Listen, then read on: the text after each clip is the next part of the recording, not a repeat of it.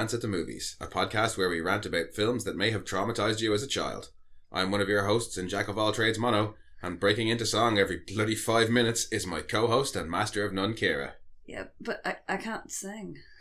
Doesn't stop you. I can't sing, I can't talk to the animals. You're just crushing my Disney princess hopes. This is a good point. Oh, I'll do my best to continue the trend. That wasn't even intentional. Yeah, no, I just realised. I was like, fuck's sake. So last week I was like, how am I going to get small animals to, like, do shit for me? Last week I said you could talk to animals and yeah, you can't. Can't. This week I said you break into song every 5 minutes, which thankfully you don't. Not because you have a bad singing voice or anything, just, you know. Oh, I do in my head. Random dancing occurs. Yes. But I do not inflict the singing on anybody because it is bad. It's not as bad as you think it is. Oh, it's bad. Nah, it's fine. I mean, you're no Anastasia. Oh, God, no. But... or a random Irish girl who's not Aaliyah. Well, in fairness, if you've got Angela Lansbury on a cast and you don't have her sing, like, shame on you. Yeah, true. But yes, for our second film of the Don Bluth Birthday Month, Ciara's not his, we are talking Anastasia. Yeah. Which I didn't actually see technically as a kid because it came out in 97. So you were, 11? Yeah. I was still a kid. I was 12, also still a kid, but I hadn't seen this until we sat down to watch it last week. Yeah, I was at that kind of phase where I was like, no, it's a stupid princess movie. I assume you still watched it. Oh, God, yeah. Secret shame. Yeah, no, I hadn't seen it until, as I said, we sat down to watch it last week. I did enjoy it. Spoiler alert. Yeah, no, you enjoyed most of it. There are some bits you really fucking hated. Yes, speaking of.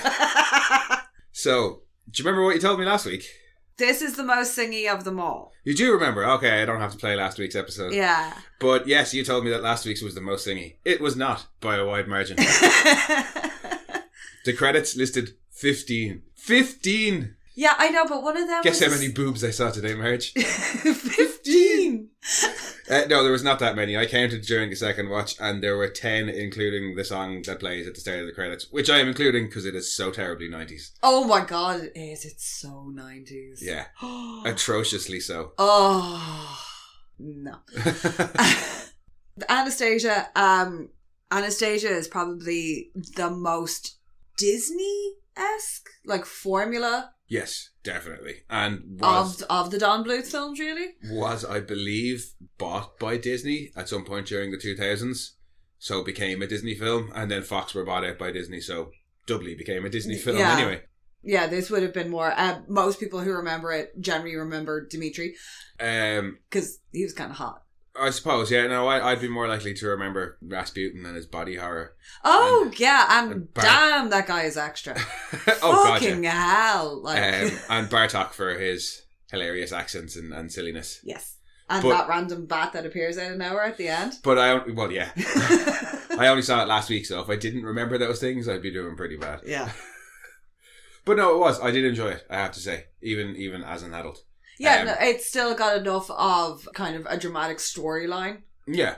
To keep you engaged the whole way through. Yeah, no, and it is more adult than last week's. Yeah. Very much so. Well, while last week's dealt with obviously heavy themes with death and stuff like that, it was still definitely more kid friendly. This, I would say, would be for a slightly older age group. Yeah, there was a lot. There was more subtlety going on. Yeah. In 10, 11, 12 kind of age. In the dialogue.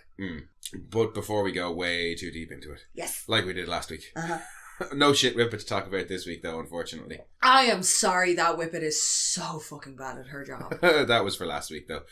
For this week, in an alternate early 20th century Tsarist Russia where everyone loves the monarchy, the Romanovs are all killed in one night by the mad monk Rasputin, except for Anastasia and her grandmother, the Empress.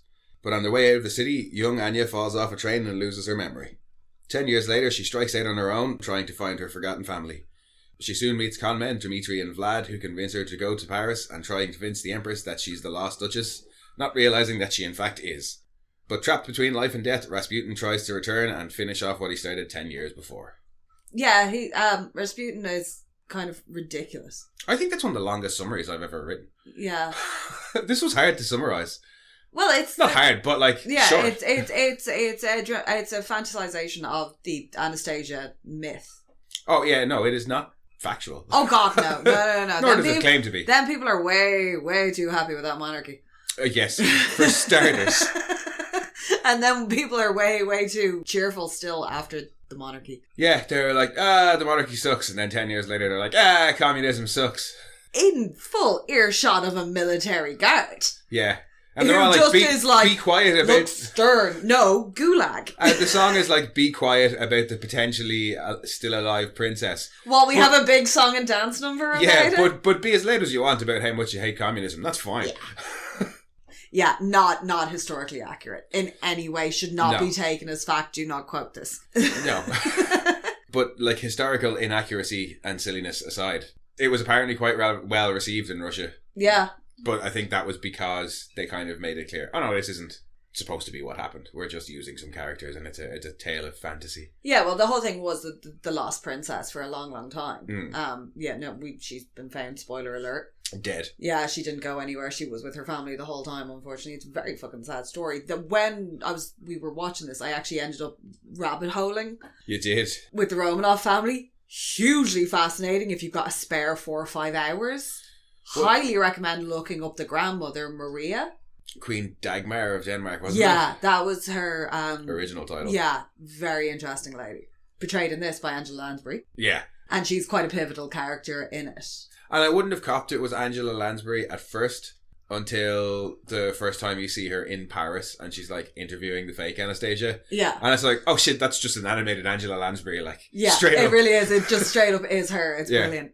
And even Anastasia, they have managed to make look a good bit Meg Ryan-y. Yeah, they've managed to... It's her facial expressions. Not so much her actual physical appearance, but it's certain like little looks and nods and things like that.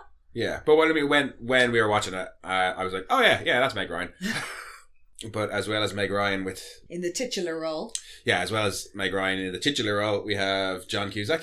Who I wouldn't have pegged for dramatic voice work because in my mind he's incredibly monotone. But I think that's just his face. He can get pretty animated. He's not. It just in my mind he has a really like. Oh, no pun intended. What? I said he can get pretty animated. Oh. No, I genuinely no pun intended. No, but just to me, John Cusack is fairly like deadpan all the time. I just think you haven't seen enough John Cusack, Ross, to be honest with you. Now, Joan, give me Joan any day of the week. I love me some John Cusack. I'm pretty fond of the whole family, to be honest with you. Yeah, they're Anne as well. Yes, she's brilliant. Oh, well, we like her in The Boys. Yes, but it's quite surprising in this because. Like, I love him in Con Air and things like that, but it just, for something like voice acting, I would have thought, it just never was somewhere I saw, or somebody I saw in that role. And it kind of messed up my head a little bit. Do you know... Not for that type of character. I think that's what I'm trying to get at. Do you know what I think it is?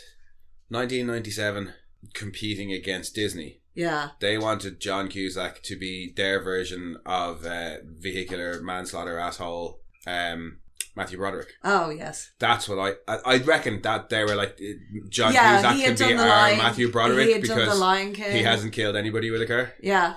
What? I know. I know. I can't remember the name of your one who was with him. She was in Dirty Dancing. Jennifer Garner? No. Grey. Yeah. Yes. She was also in the car. Yeah, but she wasn't driving. No, she was a passenger. So it's not her fault. She's welcome back. Yes, she is welcome. Matthew Broderick can sit on a spiky rod. Yeah. So then we have Vlad, played by Kelsey Grammer. Gotta love some Kelsey Grammer playing the rotund character of the cast. Because every Mel Brooks film, every Don Bluth film needs that kind of rotund grandfatherly figure that he draws so well. So yeah, when you said last week he was capable of drawing 2 body types. Yeah. I'm with you on the fact that I know what you mean. When I saw Vlad, I was like... Papa Mouskowitz! Yeah, he's just a human Papa Mouskowitz. So I immediately got what you were saying. But I still think you were being a little bit unfair on him. He can definitely draw more than 2 characters. Yeah, no, he can. It's just the common joke like that. Yeah. In particular, the Papa Mouskowitz, Vlad kind of jolly fat guy shows up quite a lot. No, it's just the thing that it's like one of those character traits, like the objects being a source of importance. There's always like a central object. Yeah. Oh, we didn't actually say really anything about Dimitri. He is the kind of hot con man. Yeah, he's the con man, but he's the proto Flynn Rider. Yeah, but he was the stable boy. No, he was the kitchen hand. Or the kitchen hand, sorry. Yeah. He's the little boy at the start who helps them escape. This absolutely bangs of I always get the name of it wrong. Tangled. Yes. Very much like Tangled. Well, the other way around. But particularly Dimitri is, proto. Flynn Rider. Yeah. And then we have Rasputin. Who is insane, and I love him, and he's the most like caricature of everybody. Yeah, I think while he's obviously like a ridiculous cartoon villain. Yeah. Whereas everyone else is quite almost realistic. Yeah, fairly realistic looking, like they kind of. He's there to be. Because I think if they did him realistic, he would have been too scary. Well, that's what I was going to say, is because he's got some serious like body horror going on in this. Yeah. But the way it's animated and the way his character is played, it is much more cartoony. Yeah. Whereas, say, if it had been the tone of last week, with the way Rasputin is and animated the way last week's was, Rasputin would be really fucking dark and really fucking scary. Yeah, never mind his evil little reliquary full of green fucking Night on Witch Mountain from Fantasia demons. Yeah, they're probably about the scariest things in it. Also, it's lime green. Yes, it is lime green. And when he turns to when he initially gets the reliquary and like sells his soul. And he turns into that glowy skeleton thing. Yeah. But yeah, otherwise he is just then at the end as well. Duh. Yes. And when his head falls inside his own chest I love that when he retreats inside himself and Bartok climbs in and is like, hello, master. You gonna come out? Like, gotta coax him out with a bit of cheese. Yeah. But he is far more cartoonish villainy than even the rest of the film around him. Not that it doesn't work, but... Yeah, if they made him that bit more, they made him for more levity, realistic. as well, because it is quite a serious film. Like they're basically convincing this girl to con an empress who's heartbroken with grief. Well, I mean, we'll go through a synopsis, I'd say, now in a minute, but there's only really the only ones we haven't talked about are the empress herself, Angela Lansbury, who's in it at the start and then in it at the end, and that's really about she's regal, she's dignified, she does the job. Yeah, because as the film opens, we get our narration about 1916 and how it was a time of great opulence and elegance and balls and not a world war. Yeah, we're just sitting there going, well, fuck World War One, I guess. Look at you lounging around in your fucking luxury and like... Yeah, and she gives us a very brief kind of summary of the situation. It's the Empress narrating, and she's like, it's 1916, it's Russia. Everybody loves the Tsars. We've been around for 300 years. We're awesome. Here's me and my granddaughter. But yeah, we get introduced to a very little Anastasia and her granny. And Papa is there briefly.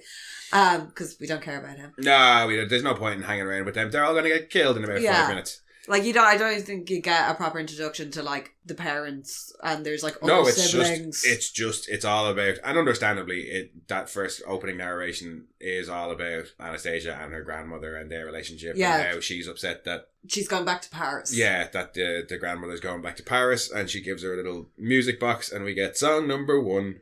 And we get the key for the music box that says Together in Paris. Yeah, which ends up... she has as a locket, and that's her only connection then. Yeah, and Dimitri ends up having the box. Yeah. That palace was looted and that palace was looted. No, it actually was. Oh, yeah. No, but even in Happy Animated World, that palace was looted. Yeah. But yeah, then we get a little bit of more narration after our first song about how Rasputin showing up. Yeah, Rasputin rocks in like fucking Maleficent. Yeah, and he's like... And if we've learned anything... You just entertain them. You don't insult them. Well, you're just like, hi, yeah, cheers, thank you, nice present, drink, here, yeah, cool, bye. I mean, I wouldn't be too worried because he doesn't seem to have a great handle on things, because when the Tsar tries to chuck him out, he says that he's going to banish them with a curse. And I'm like, you don't banish somebody with a curse, and you don't... That's not how you do either of those things. No. No. You curse somebody with a curse. And he actually cursed them all to be dead within a month. Yeah, and that's not banishing. No. I'm just kind of annoyed that they didn't, do the multiple deaths of Rasputin. That would have been a little bit fucked up, I understand that, but for my own personal joy, I would have liked to have seen them trying to kill him multiple times. Well, we get to see him die twice in the film. I know. And he's all, like, undead and weird. I know. In between his two deaths. But yeah, so Rasputin buggers off, and to make sure that his banishy curse works, he sells a soul. But he already has the reliquary with the things. He's done that. I think he sold his soul prior to that. Well, she tells us that he sells his soul to fulfill his curse. I don't know. Just roll with it. I don't know. We get some spooky, evil, glowy skeleton shit. Yeah, very spooky. And Raspy causes communism. Apparently. She says he ignites the small spark of unrest, and communism happens. And the next scene, the palace is getting stormed. Because, yeah. Insert subtitle, communism happens. Yeah. Communism happens. Title card. Yep. Palace gets stormed. Everybody dies. Yeah, everybody dies off screen. Dimitri helps Granny and Anastasia escape through a door in the wall. Yeah. They're bucking it down the river, and the bat's like, "Oh, master, they're escaping." Because Bartok is kind of like Iago, and he's just like the cute mascot who's working for the bad guy. Unimaginable evil. Yeah. But we give him a pass. Adorable. But we give him a pass because he talks funny. Yeah. But yeah, so he rats them out.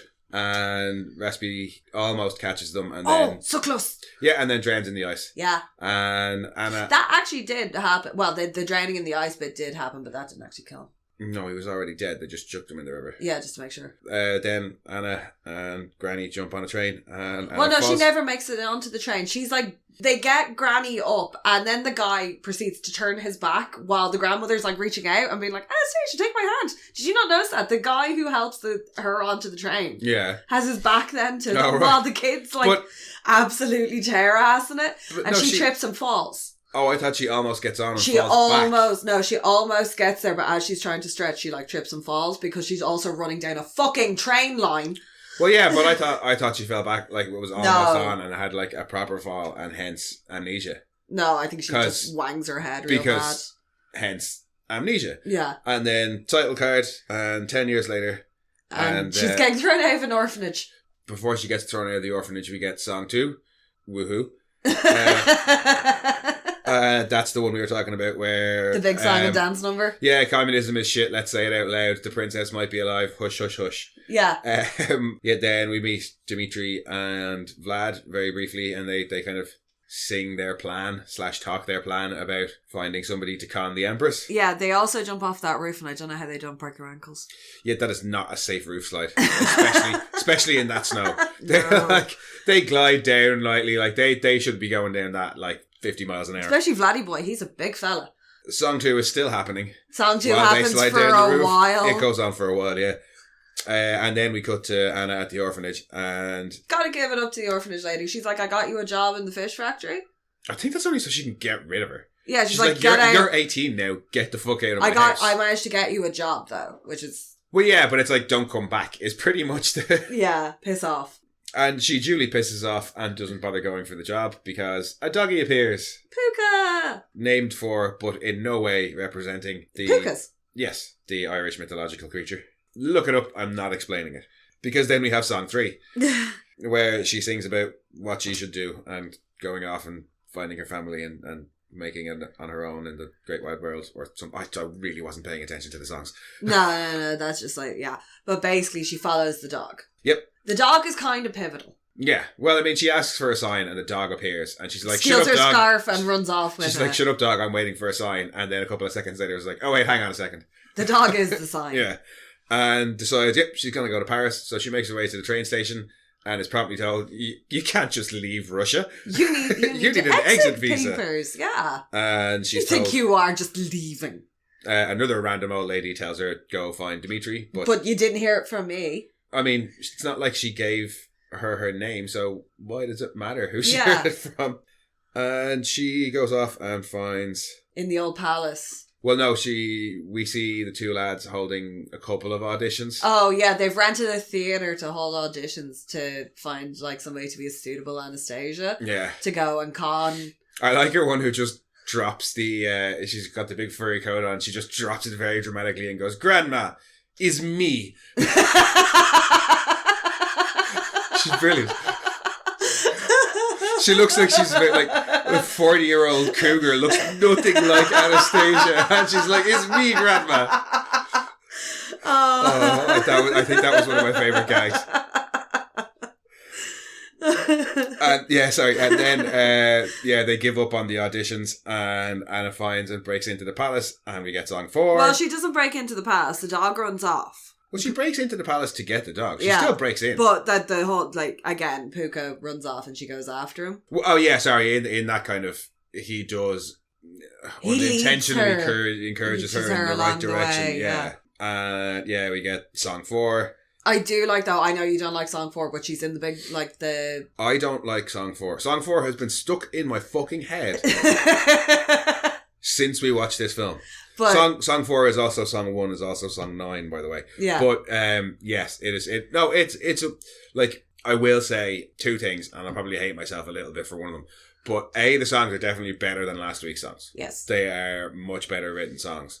B, when we were watching the random special features we had on the DVD, one of the songwriters for the film was talking about how the whole point of any of the songs is you don't just throw them in willy-nilly. They're supposed to be placed at a point when the characters' emotions are so overwhelming they can't talk anymore, they have to sing their emotions. And I was like, okay, cool. And I'm like, okay, fine. Yeah, from that point of view, all right, I'm down. Now I understand. I don't particularly enjoy the songs anymore.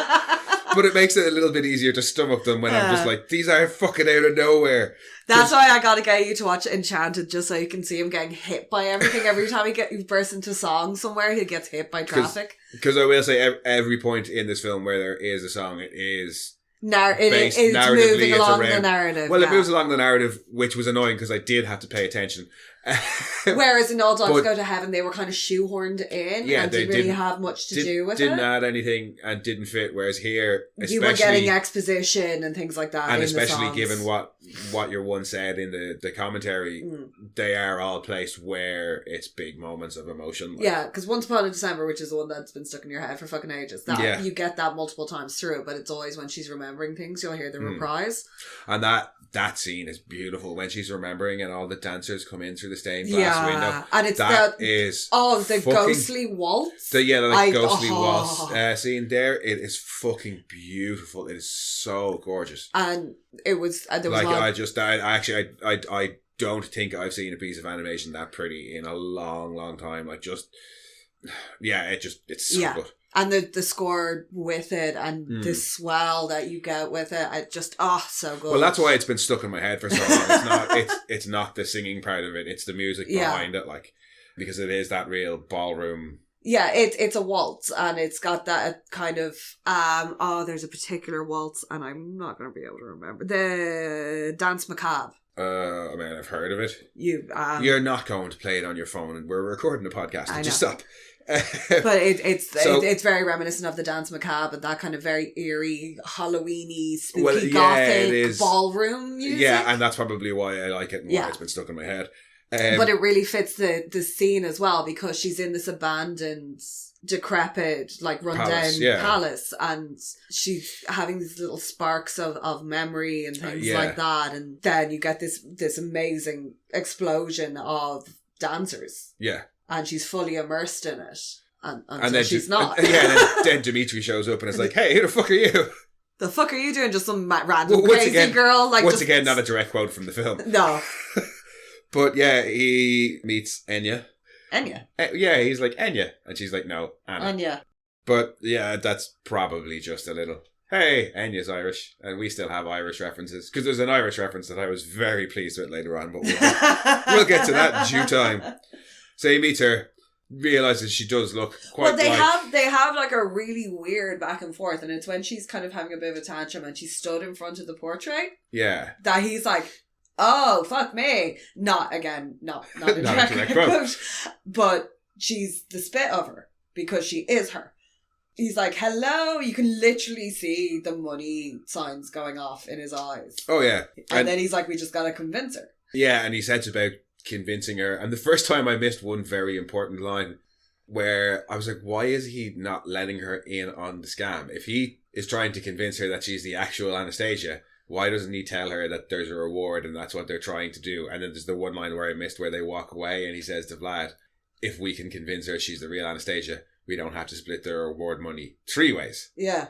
And I was like, okay, that makes more sense. But then that raises other questions, because if you were the fake person they decided to bring, if real Anastasia didn't show up and you're the fake person that they bring and you convince the Empress and you get your 10 million rubles, you've convinced the Empress that you're a princess. Why do you need any of that 10 million rubles? You just stay pretending to be the princess for the rest of your life. Yeah. Like, you don't need to split it 3 ways, dude. And furthermore, Anna never asks about the third person, because they're like, oh no, we've already got somebody else to take. But you do look an awful lot like her. That's kind of the thing. And she's like, oh no, do pick me. She's never like, hey, what about the other girl? No, because she's 18 and an True. idiot. Well, she's not that stupid. Well, she's naive. She is naive, but... And sheltered. And she's dealing with 2 con men. Well, she's not. I don't know about... She spent the last 10 years in an orphanage, so sheltered's probably not a word I'd use for her anymore. No, but, like, not streetwise. She also wasn't in the city. She was out in... Yeah, out in the countryside. Yeah. But yeah, the reason I was saying that she's not... I don't think she's, like, completely stupid is because the next scene we see her in is on the train, where she's really holding her own. Oh, yeah. No, she does have moments of immense, like, naivety.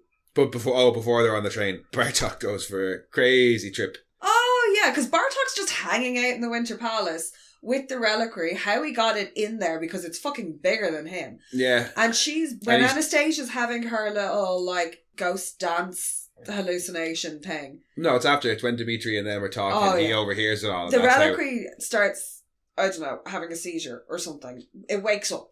Yeah. Bartok's like, why are you awake? Is she actually Anastasia? What the fuck is going on? And then the reliquary's like, I'm going home. See ya. Bye. Yeah. But it also happens to be wrapped around poor little Bartok's foot, so he's got to go with it. Yeah, he gets taken for a trip through dimensions, I think. I think that was dimensions, yeah. And he gets to Raspy, who henceforth I am going to be calling Rotsputin. Rotsputin? Yeah, Rotsputin. And he's like, oh shit, she's alive. And we get song 5. We also get Rasputin, the little buggly wugglies that live in his little limbo dimension. They're not recognisably any type of bug, but they are clearly bugs. They're so cute. If you say so. Oh, they're so cute. They really are. Them and Bartok, because their little faces are they run for cover and stuff when he's having his little meltdowns. I mean, I can understand that part. Yeah, because one of them gets kind of mangled like a Stretch Armstrong. Yeah. But yeah, so he's like, oh, well, she's alive. We've got to fuck shit up. Yeah. And that's when we get the train scene where we find out that they've been arguing for quite some time and Vlad's been keeping tabs. Yes. And Anastasia is in the lead by far. Some evil lime green demons show up. Shit happens. They also find out that their papers, which have been forged, but unfortunately this month the exit visas are in red and not blue. Yep. Because everything's got to be red. Yeah.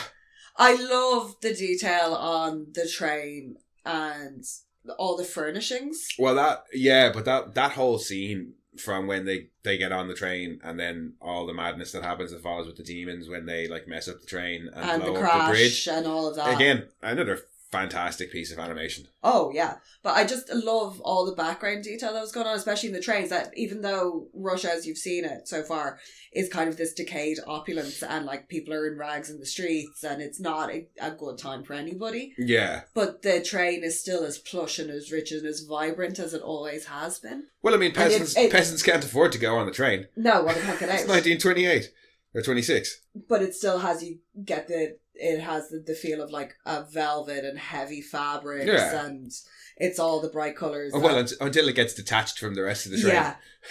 Yeah, and then it all goes wrong. Yeah. Train kind of blows up a little bit. Just a little bit. Bridge kind of blows up a little bit. Yeah, but they also had dynamite, so... Yeah, handy dynamite saves the day.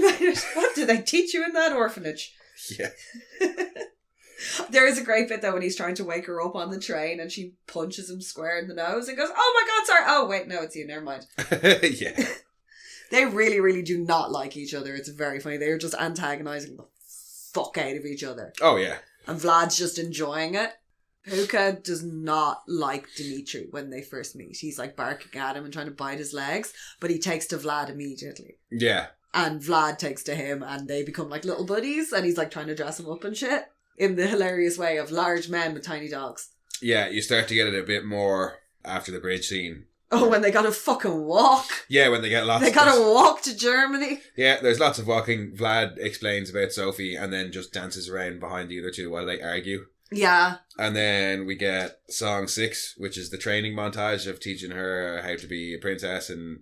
How to be a lady while they walk to Salzburg to get a ferry, I believe, to Calais. Yeah, they get on the boat. Yeah, and then... She gets a new dress. Yes, which is a tent. She's like, oh my god, this tent's huge, or this dress is huge. It's so ugly. No, it's not. Well, no, she doesn't call it ugly. She just says it's huge. But she's been in rags the whole time for the last 8 years, so... Shut your face. Well, she puts it on pretty quickly and with very little... Because she just comes out in it a few minutes later, having been entirely confused by it when she first saw it. She's like, yeah, no, figured it out straight away. And it fits perfectly. Let's have a dance, almost kiss, and then sing another fucking song. And then we get our cut out to the map where in the Goofs it says there's an error on the map because the section of the map that has the UK has the UK, and then it has Northern Ireland, and then it has the Irish Free State for the South of Ireland. In 1926, damn straight. Because, of course, the first time I saw it, I was like, but it's 1916. But now it's not. No, it's not. It's 1926. Yeah. But I was just happy to see the Irish Free State there. Oh, yeah, then we have our bit, the sleepwalking bit, where Rasputin gets inside her head. Oh, yeah, he's trying to make her kill herself. And it's almost so close. Convinces her with, like, a dream about her family and, like, come and jump and play with us in this pond. Yeah.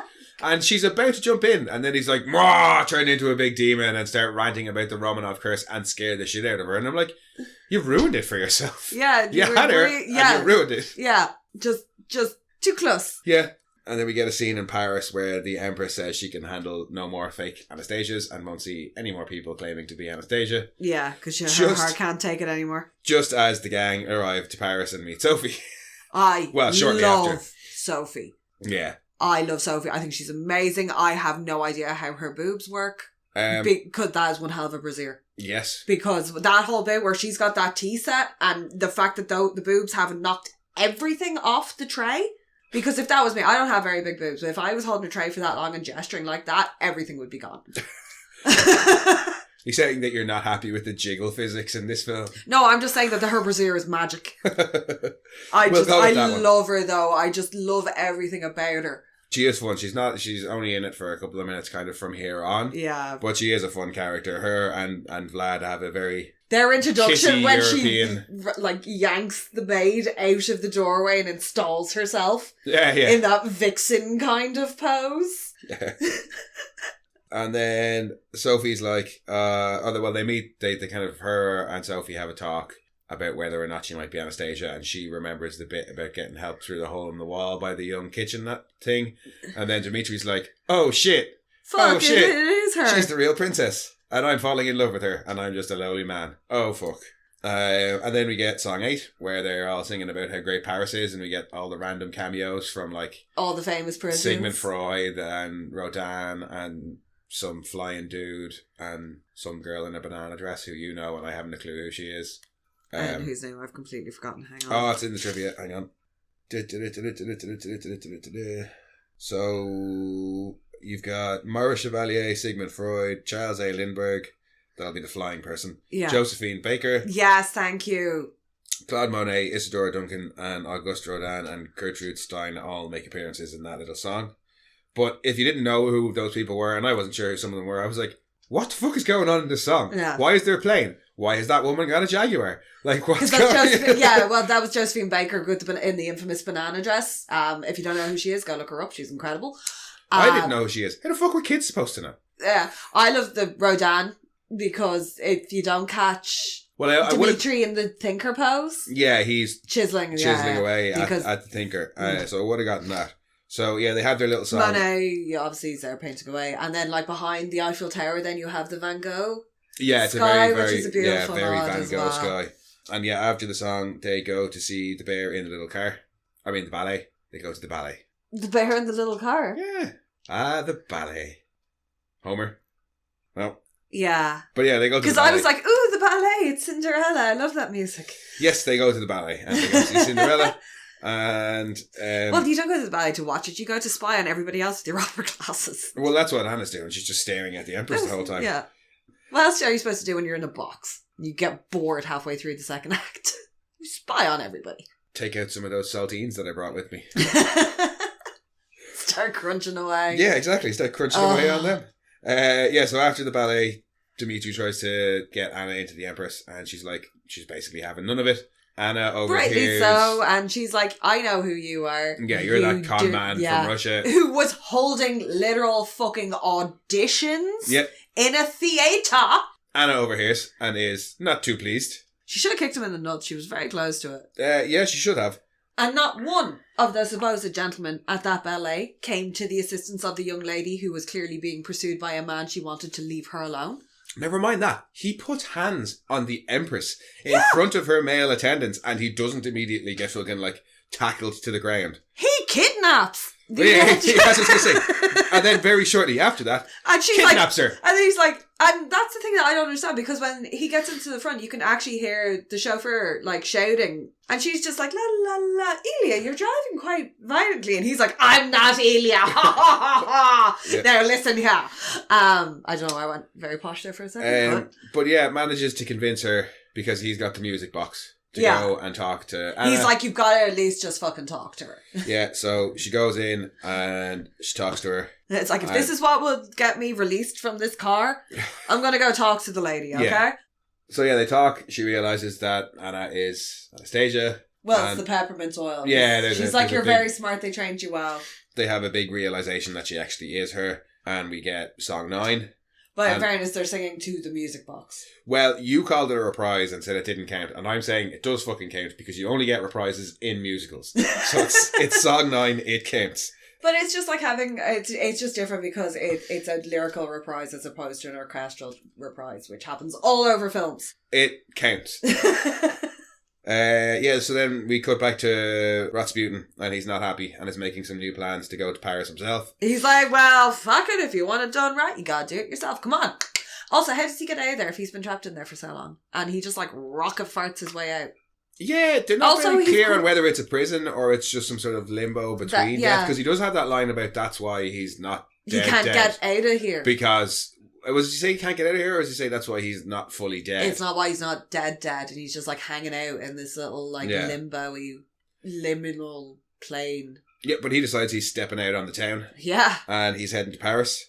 He's in a very fragile kind of physical state. I don't recommend using your head to smash your way out of your liminal plane. I mean, he's pretty like Stretch Armstrong-y, resistant to damage. Shit seems to just like species back on. Yeah. Because that was when his thumb falls off and Bartok glues it back on. You know that bit in Species where she cuts off her thumb? Yeah. And it grows back, and then she goes to the woman she's kidnapped and cuts off her thumb and nothing happens. Because that's what's supposed to happen. Yeah. Thumbs aren't supposed to grow back. And then you get that whole thing later on in Species where they're like, oh, we found their DNA in the car, she's dead, but it's her thumb. That's got... Like, I know. The parallels you draw. I know. Seriously. We cut back then to the Empress and Anna having a chat and reminiscing, and apparently having no fucking security because that tiara is just sitting in a box on the counter. It's not even in a box. It's on the fucking chair. No, it's in a box. Because she opened something to show her the Oh, tiara. yeah, she's just like, here, but just sitting on a chair. I'm like, lady...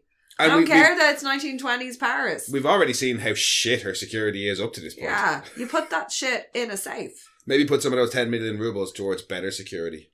Then we cut to Dmitri showing up to meet the Empress. Oh, to get the money. Money. To get the money, but he doesn't take the money because he loves her too much and he's just going to return to Russia and be shitty old con man Dmitri. And yeah, he's learned something. He has. Yeah, he experienced some, growth. A little bit. And then the Empress and Anna are having a bit of a chat before a ball where she's like, hey, so that other fella, he didn't take the money and I'm pretty sure you love him. And I don't know if you want this world of... glitz and glam. Yeah, glitz that and you've glam. barely been introduced to because it was just like, Princess is back, having a ball to introduce her to society, and she doesn't even really get to that point. No, she decides to bugger off before the ball even starts. She's like, no, I'm going the other way. Yeah. And then she Shall be frowned upon in Paris. Yeah. Because Cotillion, she was about to be introduced to the Cotillion, and that does not go down well. You don't snob them. Well, I mean, the Empress doesn't seem like she gives a shit. No, but the Empress has enough money and power of her own to not give a shit. No. And then we get... What do we get then? Oh, one of my favourite little bits of sound editing in the film. Oh, Anna, yes. Anna runs off into, like, the hedge maze. Bitch, get changed. You're in a gown. A gown that's very shortly going to be wrecked. Yeah, but also you're in a gown. No matter, like, they snag on things. But she's running off on a whim. You don't stop to get changed when you're running off on a whim. But yeah, no, she runs into the maze and the camera kind of pans up and there's to the two grotesques? Yeah. And their eyes go green and you hear this like, what kind of noise that like just so smoothly changes into a train whistle as we go to Dimitri. It's at the almost train station. a wood. Yeah. It's a very It's just, 80s animation sound. It was used a lot in the likes of Thundercats and things like that. I just thought it was a very It's smooth almost like bit a of sound. laser sound, Yeah. and then it morphs into the train whistle. Yeah, it's really, really good. It's very well done. And we see Dimitri at the train station heading back to St. Petersburg. Or is he? Dun dun dun dun. Yep. Anna and Rasputin face off on the bridge. I do enjoy that. Dimitri shows up, but it's like, hey, you're not involved in this. Go fight this giant stone Pegasus for a while. That's kicking ass. It certainly is. They're also wrecking some good old property damage. But then Anna kicks ass. Yes, she does. And defeats Roddy. And we get one last little bit of body horror as he melts away to nothing. Yeah. I like the fact for most of this, Bartok's been like, no, stop. While, like, safely ensconced up on, like, a ledge. Yeah, yeah. He's like, no, master, what are you doing? But after all is well and Rasputin's been killed, Anna and Dimitri up and RUNNOFT with no fucking money. What? The RUNNOFT? Yeah. They do. I know. Well, at least they'll even know. Because I was, obviously, as I've said, I hadn't seen this film. So when the Empress was like, follow your heart. Yeah, go get him. You were like, oh, he's going to bring him back. They're going to I was like, yeah, she's going to go. happy ever after. No, I knew the Empress was saying, you know, you're not for this world anymore. Go and follow love. But I thought they'd come back and the Empress would be like, because Vlad's back in, Vlad used to be... Vlad was nobility anyway. Well, yeah, he was a part of the Imperial Court, and I think he's kind of re-ingratiated himself with Sophie and the Empress now. Yeah. So he's set back up.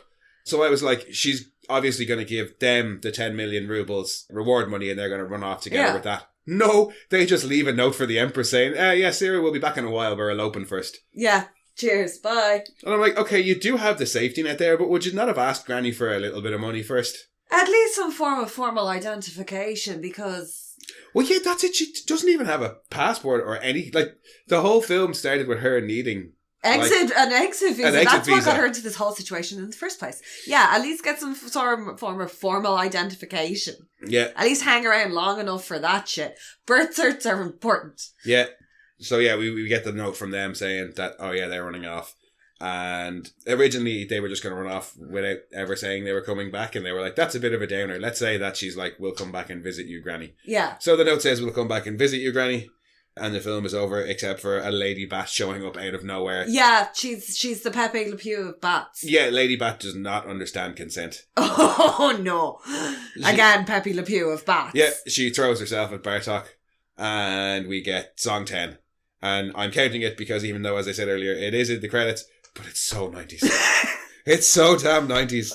But bonus points for the sheer number of Irish names in the credits. Yeah, that's a fun credits to try and pronounce. Well, it's fine for us. Yeah. Because we were watching when we were watching the special features on it, and they were talking about the guys who did the music, and his name is Flaherty. Yeah. And nobody could pronounce that surname properly. I want Joe and Planty, if you're listening. Who am I kidding? They're the only ones listening. I want you guys to watch this, specifically the credits, and record yourselves trying to pronounce all the surnames. Please. Oh, some of the first names as well, because there's a couple of Irlas and stuff in there. Yeah. But that's the movie. And I did very much enjoy it. It is beautiful, like the background animation in it. Yeah. All the backgrounds are so fantastic, because they did go, and I think they were saying they took over like 1,000 still images in Russia. Yeah. To use as reference. I thought it was really nice to see rotoscope again. Yes. It's been a long time since I've seen it. I know it came back. I think they used it for Frozen or something like that. I hate that film. Never mention it. I've never seen it. It is disgusting. But it was nice to see rotoscope again. There's something Yeah. nice and classical animation about it. That stained glass dancers animated scene. They were saying there was a lot of digital work in this. It was a lot of meshing of digital with traditional animation. Yeah. And they were saying that allowed them to do things like have the ghost dancer scene, to have the likes of the Pegasus, the stone Pegasus on the bridge. Yeah.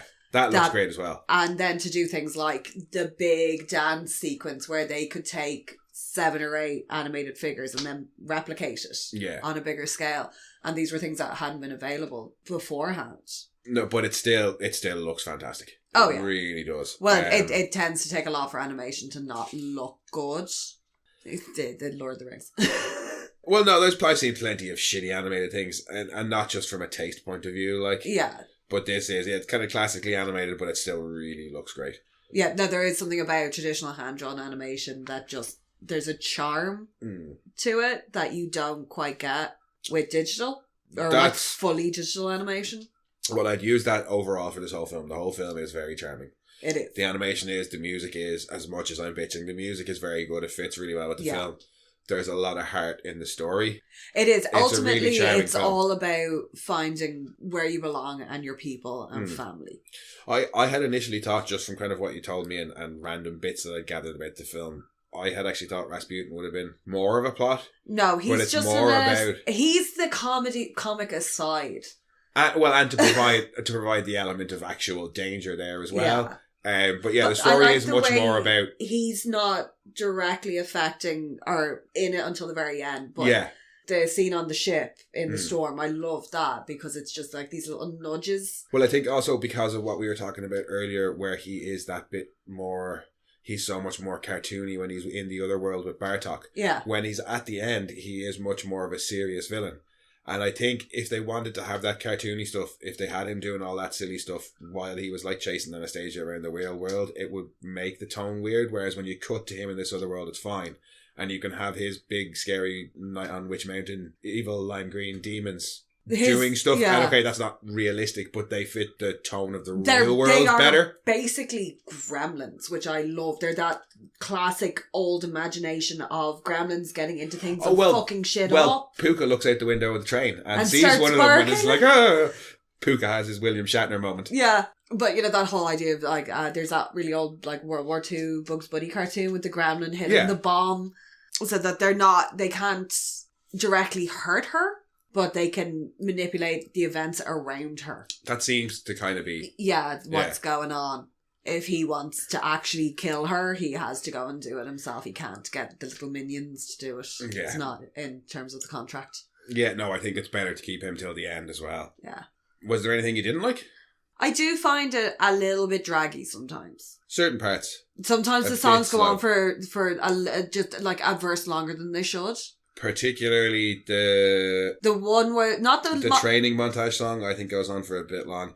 Rasputin's "She's Alive" song goes on for way too long. Yeah, because I like a villain song when it fits. It's probably the weakest of the songs as well. I'd say I actually can't really remember any of it, whereas I can remember most of the other songs. I can remember song 2, Woohoo. That's the Revolution one. It's the rumor, a secret, a mystery. If you're going to have a big villain song, it's got to be a big set piece. Think about all the great villain songs from Disney. You've got Scar doing his fucking Be Prepared Nazi overthrow. Yeah. Ursula. They try, and I feel like they tried to go that way with it. It just doesn't quite work. It's Whereas not there. all the other songs do really fit and work quite well, if a touch long at points. That would be a thing for me, is that the songs are a bit long, and I like a musical. Yeah. And I find it can be a little bit, you just find your attention wandering because you're like, it's still going. Yeah, yes. Definitely. It's like all the endings of Return of the King. It's like, it's still fucking going, please stop. But I'd say, that probably would have been one of the only things that I didn't like, would have been, some of those songs. And it's not even negative, I just thought Rasputin was more of the plot. But beyond that, no, I had a pretty damn good time. And this was one of the ones I was probably... Well, I've only not seen 2 of the 4 recovering. Yeah. But I was looking forward to this less than I was looking forward to Secret and Nim. I've seen the other 2. I knew kind of what to expect. I was like, princess movie. Finding your family. I don't know how I feel about this. But no, it was enjoyable. Hank Azaria went a long way. Like Dom DeLuise went a long way towards me having a good time last week. Hank Azaria went a long way this week, especially just his voice the whole way through. Yeah. When he lands in Rasputin's world and he's like, oh, ow, oh boy, I tell you what, ow. He goes a long way to bring some levity to what is an incredibly serious film. Him and then Vlad in kind of the real world, Vlad is that bit more. He's not comic relief by any means, but he is more lighthearted and he's eccentric uncle energy. Yes, definitely. He's like favourite uncle at Christmas kind of vibe. Yeah, He's just Uncle going Vlad. around, like, on occasion stirring shit because it's fun. Has also got a thing for, like, your great aunt on the other side. Yeah. Because that's him and Sophie. You get that, like, I just love the pair of them when they meet. Yeah. No, Bartok would have to be a highlight for me. Oh, and the other highlight, it's not in the film, but again in the special features, Hank Azaria being so incredibly fucking humble. Yeah, he's like, oh my god, I'm in this movie with all these people. He's like, oh, I'm in this movie. It's my first animated movie, my first feature-length animated movie. I've never been in a movie that's had like all this level of promotion about it. Yeah. Because they spent more money promoting this film than they did Independence Day. Yeah, they really didn't think Independence Day would do anything. So they really believed in this. And in the interview, he's like, yeah, I'm really appreciative of the chance to get to appear in front of thousands of kids. And I was like, Hank Azaria, that's very humble, but get the fuck out of here. You're on The Simpsons, and you've been on The Simpsons for 8 years at this point. You have entertained millions of kids in so many countries. Like, I appreciate you're trying not to be big-headed, but come on. Anything that you found different from, say, this watch from what you remembered as a kid? Not really. No. I have to say, no, not really, because I did see it when I was a little bit older. So it wasn't like when I was watching All Dogs Go to Heaven, which I really hadn't seen since I was both misremembered lots quite of that. little. Yeah. And I couldn't bring myself to do The Land Before Time because I can't face Littlefoot's mom dying. I just can't go through that again. Yeah. But this one, no, because I'd seen it, I was like, oh yeah, it's about her and trying to find her family. And Yeah. He's not as much of a thing. He's there, like Rasputin's there, but it is more about the three of them. And not so much Vlad. Vlad's just kind of there as like a mentor guide. But it's about two people finding out what family and belonging really is. Yeah. No, it is. That goes a long way to it being as charming as it is, because it has this nice, sweet kind of message behind it. Not that last week didn't, you know what I mean? By any means, but just, this is that bit more. It's still serious, but it's a different kind of film to last week's. Yeah. More lighthearted, more charming. I feel like I'm being unfair now to All Dogs Go to Heaven, because that is also charming, but in a different way. Yeah, no, All Dogs Go to Heaven is definitely more of a kids' film. Yeah. Also, probably how my parents were like, here, death's a thing, watch this. Well, I think that's why that's so good. Yeah. Is because of how it portrays with that. Yeah, no. And then it's like, here, go watch My Girl. No, where are his glasses? But yeah, Don Bluth has a thing for orphans. Yeah. And I don't think that's going to get any better with the next 2 weeks. No. Because Secret of Nim, okay, they're not orphans, but there's one dead parent. There's one dead parent, yeah. But he dies doing something incredibly noble and heroic. Yes, but that's for next week. Yeah. Because next week we'll be talking The Secret of Nim. Yes, which is my all-time favourite Don Bluth film of ever. I love it. I love it so much. And I have not seen it. No. So that will be the second. And if you don't like it, it's actually going to crush my soul. I will bear that in mind when we watch it. How is it for songs? I will quote you on this. There is a song, however, it is a lullaby in the background, but it is also set to the main orchestral piece of music that's used in it. And it is the most beautiful piece of music. I'll allow it. I'll allow it. Actually, even the song, because you get the little bit of the lullaby in it, and then the full piece plays over the credits, and it's a beautiful song. I'll be the judge of that. Well, after this week, any songs are going to have to up their game. Yeah, okay. Because I think if we had watched All Dogs Go to Heaven after watching this, I'd have been like, so whoa, mad. These songs are fucking awful. So it's probably best we started with that one, because the songs in this, while annoying because they're songs in a film and I don't like that, were at least decent songs. Yeah, and then in An American Tale as well, it would be very similar to Anastasia. The songs in that are very much narrative and exposition driven. And I remember that, so I know what I'm getting into. Yes. I didn't really remember All Dogs Go to Heaven. Yeah. Except for the bit that's really, really short, but we all remember it, which was that hell sequence, because anybody I've been talking to about it since has gone, oh God, with the hell thing? And it's like, yeah, that's only like yeah, watch it again. It's not what you remember. It's literally only like a minute. But we will see next week how well you... Well, actually, you probably remember The Secret of Nim. I do. Well, I literally... Because you watch it all the time. I think I literally watched it every week. I think I wore out the VHS. Oh, no, but even now, as an adult, like you frequently... Oh, I'll put it on. I love it. Once a year, it's a huge comfort film for me. Yeah, I'll be gone out somewhere and I'll come back and you'll be like, yeah, I watched The Secret of Nim. Yeah, it is. It's a huge, huge comfort film for me as well. But that's next week's film. As for this, I did, really enjoyed Anastasia. Surprised how much I enjoyed it, I have to say. Yeah. It's one to watch with the nibblings. Yeah, still holds up well. A lot less to be concerned about for letting your kids watch this, but I think, slightly older kids will probably understand and get a little bit more out of it. Yeah, also the fact that Rasputin is so cartoony as well. It's not going to scare anybody. It's fun for younger kids, because if that had been done realistic, it would be like, what was it, The Sword and the Sorcerer? Well, yeah. With the faces in the walls.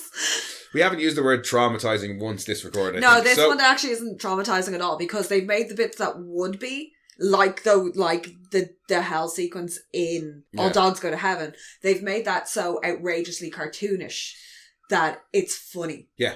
So I would say, and this one's up on Disney Plus, so hilariously. It's easy access there for your kids if they've watched every fucking new film that's out, and you're like, oh, what old films? Oh, I vaguely remember Anastasia. Definitely worth a watch. Yes, definitely worth a watch or a rewatch, I would say. I was pleasantly surprised, but I think that about wraps it up for Anastasia. For Anastasia and this the week. Romanovs. Oh, well, things have been long wrapped up for the Romanovs. No, but yeah, if you're ever got 3-4 hours to kill, Maria Romanov, the Grand Empress, very interesting. Any European monarchy is all her in particular, because she was like beloved by the people, and they really didn't like Anastasia's mom because she was like the incoming queen. She was and the people didn't like her, and they didn't get on. It was very famous feuding, and it's incredibly interesting. Not great for wrapping up, though. No. But well worth looking up. Yes, I suppose. If you're into that kind of thing. Yes. But that's us for this week, guys. Thanks for listening. And we will be back next week, as I said, with The Secret of Nib. In the meantime, if you want, you can head back and check out some of our previous episodes. Like I said last week, if this is your first episode where you're joining us, maybe have a look at what you're getting yourself into before you move on to the next episode. Otherwise, you can come and find us on Twitter at rantsmono, on Instagram at monorants_the_boys, and you can send your own rants to monorantspodcast@gmail.com. We'll see you all next week. Bye-bye. We are Science Fiction Remnant. This is the Funny Science Fiction Podcast. We are the Caribbean Science Fiction Network. We are Monorants. We are One Accord Level 2 Podcast. This is Jesse from Sudden But Inevitable and Open Pike Night. This is Sci-Fi.